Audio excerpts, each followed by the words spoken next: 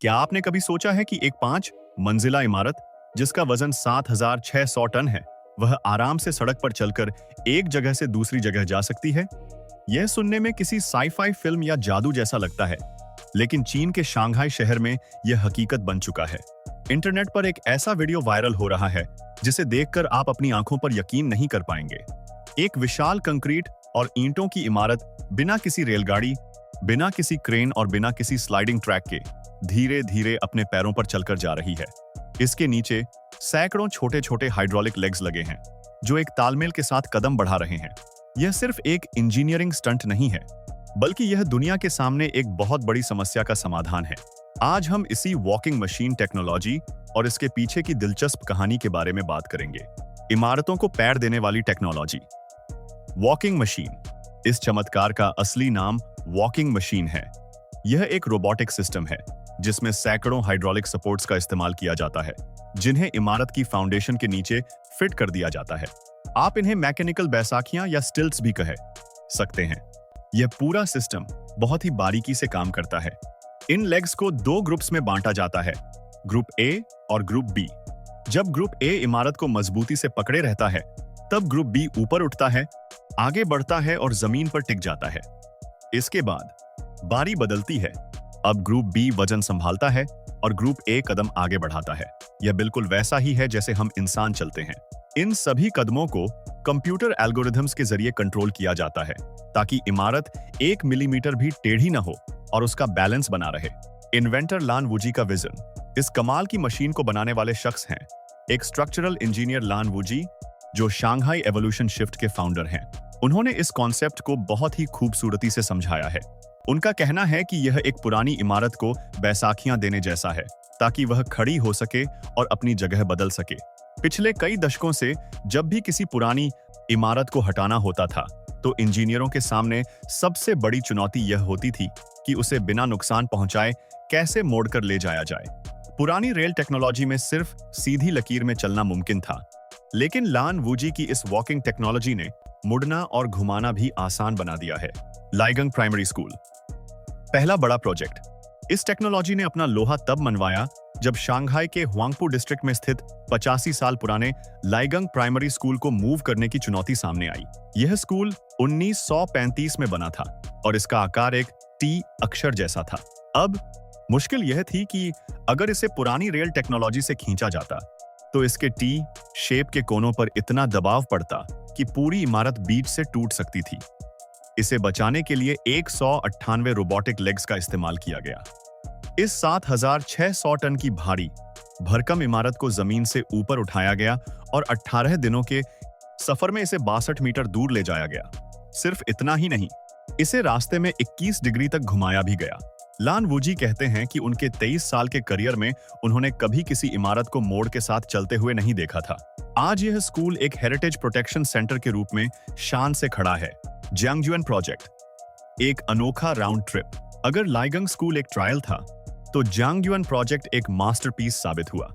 यहाँ पर एक 100 साल पुरानी शिकुमेन स्टाइल की इमारतों का एक समूह था, जिन्हें हुआयानली कॉम्प्लेक्स कहा जाता है। शिकुमेन आर्किटेक्चर शंघाई की पहचान है, जिसमें चीनी और पश्चिमी डिजाइन का मेल दिखता है। इस बार चुनौती और भी बड़ी थी, इसलिए टीम ने 432 वॉकिंग रोबोट्स का इस्तेमाल किया। हर रोबोट इतना छोटा है कि वह एक इंसान के हाथ में आ जाए, लेकिन वह 10 टन वजन उठा सकता है।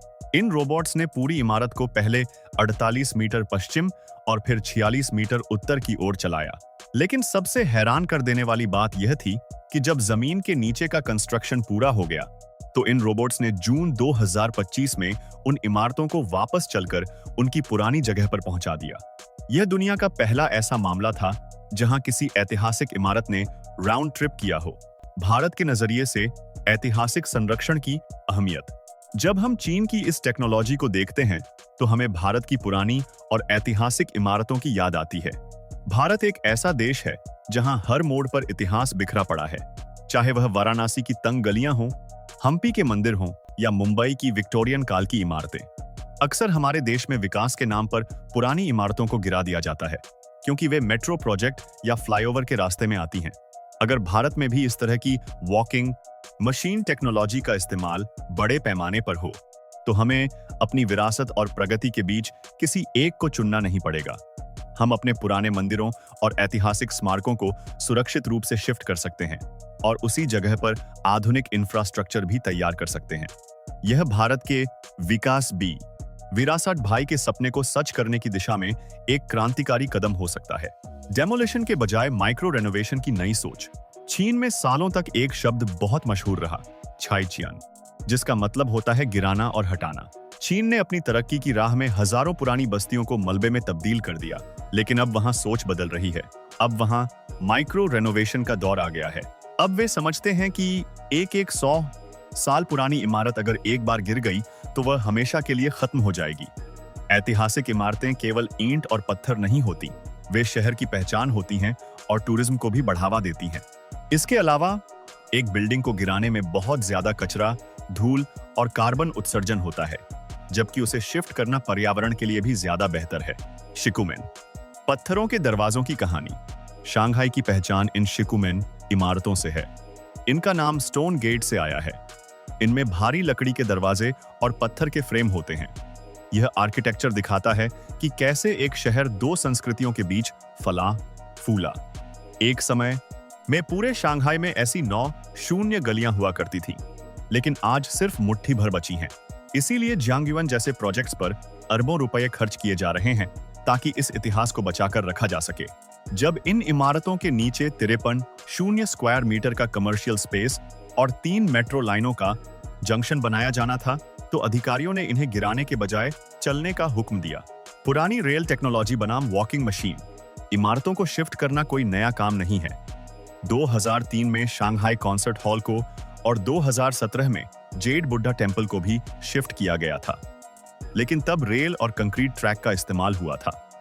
लान वुजी इसे हाथ में टोफू की ट्रे लेकर चलने जैसा नाजुक काम बताते हैं। पुरानी टेक्नोलॉजी की अपनी सीमाएं थीं, उसे सीधा रास्ता चाहिए था और बहुत जगह चाहिए थी। लेकिन यह नई वॉकिंग मशीन संकरी जगहों पर भी काम कर सकती है, मुड़ सकती है और बिल्डिंग के अजीबोगरीब आकार को भी झेल सकती है। भले ही इसमें खर्चा ज्यादा आता है, लेकिन यह उन जगहों पर भी मुमकिन बना देता है जहां पहले सिर्फ इमारत को गिराना ही एकमात्र रास्ता बचा था। खर्चा और भविष्य का निवेश। अगर हम पैसों की बात करें तो यह टेक्नोलॉजी सस्ती नहीं है। एक स्कूल को शिफ्ट करने के प्रोजेक्ट की वैल्यू करीब $200 मिलियन तक हो सकती है। किसी पुरानी इमारत को संजोना उसे गिराकर नया बनाने से 2 से 3 गुना ज्यादा महंगा पड़ता है। लेकिन शंघाई के अधिकारी इसे एक निवेश की तरह देखते हैं। वे जानते हैं कि जब जियांगयुआन एक हाई एंड कल्चरल और कमर्शियल डिस्ट्रिक्ट बनेगा, तो ये ऐतिहासिक इमारतें ही उसकी सबसे बड़ी यूएसपी हैं। ये इमारतें विकास में रुकावट नहीं हैं, बल्कि ये खुद ही विकास का हिस्सा हैं। आने वाला कल और रोबोटिक कंस्ट्रक्शन, यह तो बस शुरुआत है। पहली बार में 198 लेग्स इस्तेमाल हुए थे और कुछ ही सालों में यह संख्या 432 तक पहुंच गई। आज इस काम में एआई, आर्टिफिशियल इंटेलिजेंस और डीप लर्निंग का इस्तेमाल मिट्टी की जांच के लिए किया जा रहा है। 3D मॉडलिंग के लिए पॉइंट क्लाउड स्कैनिंग हो रही है और ऐसे रिमोट कंट्रोल्ड रोबोट्स बनाए जा रहे हैं जो सिर्फ 1.2 मीटर चौड़ी गलियों में भी ड्रिलिंग कर सकते हैं। यह सिर्फ इमारतों को उठाने के बारे में नहीं है, बल्कि यह रोबोटिक कंस्ट्रक्शन के एक नए युग की शुरुआत है।